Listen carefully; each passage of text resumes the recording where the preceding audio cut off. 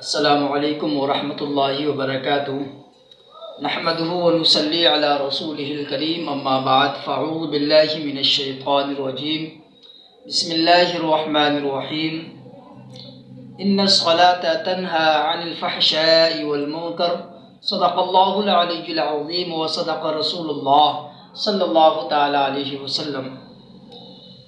حضرات، آج ہم عبادت کے بارے میں بات کریں گے۔ عبادت ہر مسلمان بالغ سب پر فرض ہے۔ عبادت کے بارے میں رب تبارک و تعالی قرآن میں فرماتا ہے وَمَا خَلَقْتُ الْجِنَّ وَالْإِنسَ إِلَّا لِيَعْبُدُونَ، اور ہم نے جن اور انسان کو عبادت کے لیے پیدا کیا۔ تمام عبادات میں سب سے اہم عبادت نماز ہے۔ نماز فرض ہے۔ بروز محشر حقوق اللہ میں جو سب سے پہلے جس کے بارے میں پوچھا جائے گا وہ نماز ہوگی۔ نماز ہر مسلمان پر فرض ہے، ہر بالغ عاقل پر نماز فرض ہے۔ نماز کسی بھی حال میں معاف نہیں ہے۔ تو نماز یعنی اللہ تبارک و تعالیٰ کی بندگی کرنے کا ایک ذریعہ ہے، اور اللہ تبارک و تعالیٰ کی بندگی کرنا ہر انسان پر ضروری ہے۔ جو غیر مسلم ہے وہ اسلام لا کر یعنی کلمہ پڑھ کر لا الہ الا اللہ محمد الرسول اللہ اس کی بندگی کرے۔ اس کے بارے میں اللہ فرماتا ہے یا ایھا الناس اعبدوا ربکم الذی خلقکم والذین من قبلکم لعلکم تتقون، اے لوگو اپنے اس رب کی عبادت کرو۔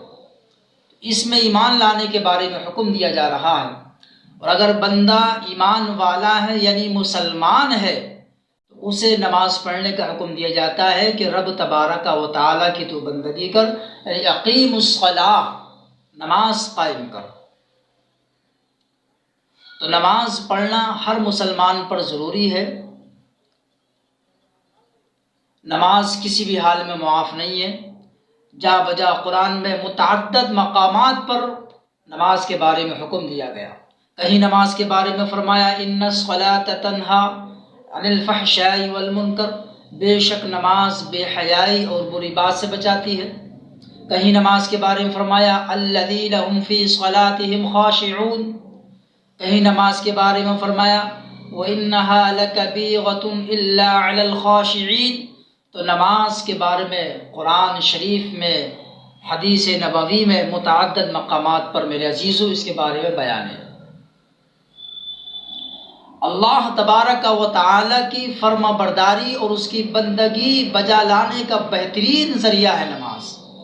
اپنی زندگی کو سدھارنے کا بہترین ذریعہ ہے نماز۔ تمام نبیوں نے اپنی اپنی پوری زندگی اللہ تبارک و تعالی کی بندگی کی یعنی نماز پڑھی۔ حتیٰ کہ اگر اولیاء اعظام کی تاریخ کو اٹھا کر ہم دیکھیں تو حضرت جنید بغدادی رضی اللہ تبارک و تعالیٰ عنہ کے پیر محترم، آپ کے پیر و مرشد 92 سال کی عمر ہے، لیکن 92 سال کی عمر تک کسی نے ان کو لیٹتے ہوئے نہیں دیکھا کبھی بھی۔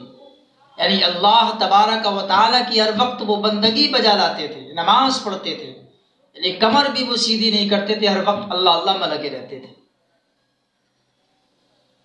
حضرت اویس قرنی رضی اللہ تبارک و تعالی عنہ کے بارے میں دیکھیں کہ آپ کا دن قیام میں، رات سجدے میں، رات قیام میں، تو دن سجدے میں گزر جاتا تھا۔ اور کو بھی دیکھیں، امام اعظم رضی اللہ تبارک و تعالی عنہ کو دیکھیں کہ 40 سال تک عشاء کے وضو سے فجر کی نماز پڑھی۔ آپ اور ہم سب جانتے ہیں کہ نیند سے وضو ٹوٹ جاتا ہے، تو کہ امام اعظم رضی اللہ تبارک و تعالی عنہ کا وضو نہیں ٹوٹتا تھا؟ آپ اتنے بڑے امام ایسے کیسے کر سکتی ہیں؟ سوال اٹھ سکتا ہے۔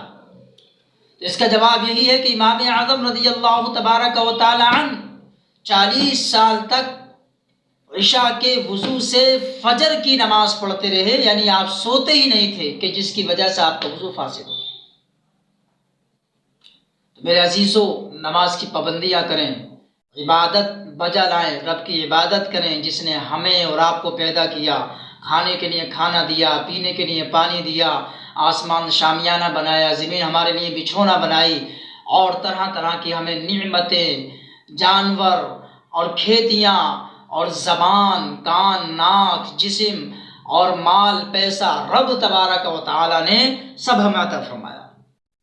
ایک آیت میں رب فرماتا ہے یا ایھا الناس اعبدوا ربکم الذی خلقکم، اے لوگو اپنے اس رب کی عبادت کرو جس نے تمہیں پیدا کیا، والذین من قبلکم لعلکم تتقون، اور ان لوگوں کو جو تم سے پہلے تھے تم ان کو بھی پیدا کیا، یعنی تاکہ تم پرہیزگار بنو۔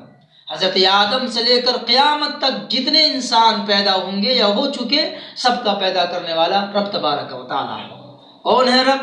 الذی، رب تبارک و تعالی کی شان یہ ہے کہ جس نے آسمان کو پیدا فرمایا، زمین کو پیدا فرمایا، سب انسان کے واسطے پیدا فرمایا۔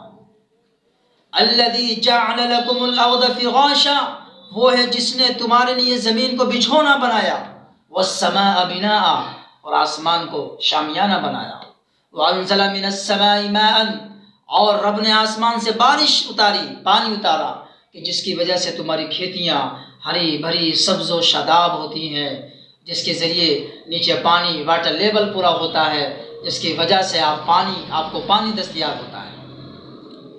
فاخرج به من الثمرات، رب نے اس پانی کے ذریعے زمین پر پانی اتارا، بارش فرمائی، اور اس بارش کے ذریعے رب کھیتیوں کو پیدا فرماتا ہے، یعنی کھیتیاں عطا فرماتا ہے، قسم قسم کی کھیتیاں، غلے کی کھیتیاں، پھلوں کی کھیتیاں، سب انسان کے واسطے بنائی ہیں۔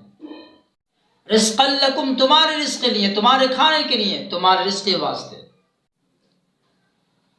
فلا تجعلوا للہ اندادا وانتم تعلمون، تو تم اب اللہ کے لیے جان بوجھ کر کوئی دوسرا معبود مت بناؤ، یعنی ایسا نہ ہو کہ اب تم بتوں کے آگے یا غیر اللہ کے آگے سجدہ کرو۔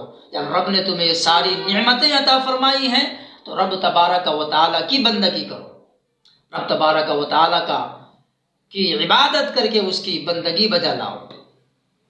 اور عبادت کے میرے عزیزوں بہت سے فائدے اور مقصد ہیں۔